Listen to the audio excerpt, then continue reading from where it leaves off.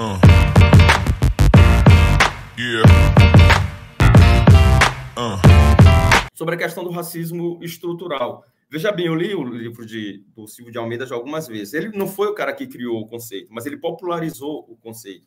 E ele pega, por exemplo, pega o Althusser, pega também o Foucault, e o Althusser foi o cara que introduziu o pensamento do Freud dentro do marxismo, a ideia do inconsciente. Não se fala mais de consciência de classe ou de falsa consciência, e sim de inconsciente. E o inconsciente é algo que é histórico, porque ele é imutável. E parece que as estruturas, elas também são imutáveis. Estou falando aqui o sentimento meu. Quando eu li o livro do Silvio de Almeida, você se sente impotente, que parece que são estruturas em que os indivíduos se sentem impotentes. E mesmo quando ele fala que a ordem social é que cria o racismo, que o racismo está dentro de todas as estruturas, mas o Silvio de Almeida não propõe destruir com essas estruturas.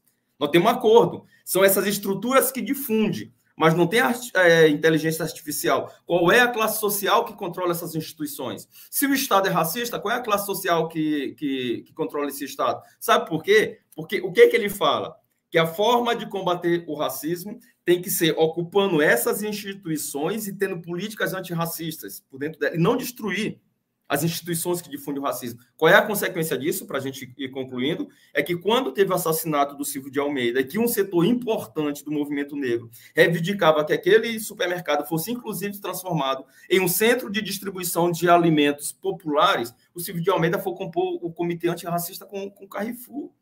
O problema não está só no segurança, é uma prática corriqueira do Carrefour. O problema do racismo estrutural é que você identifica o racismo e não identifica os racistas. E parte da burguesia começaram a utilizar também, para concluir mesmo. Quando teve o assassinato do George Floyd, o Trump, quando foi obrigado a dar uma entrevista, o que ele falou? O problema está no racismo estrutural, porque foi mais de 300 anos de escravidão. O Obama falou a mesma coisa. Os donos do Carrefour falaram a mesma coisa. Parece que é uma coisa do passado. Parece que a gente está lutando contra fantasmas, e não é. O racismo é produzido e reproduzido cotidianamente pela burguesia, como diz aqui no Maranhão, que está vivinha da Silva. São os nossos contemporâneos.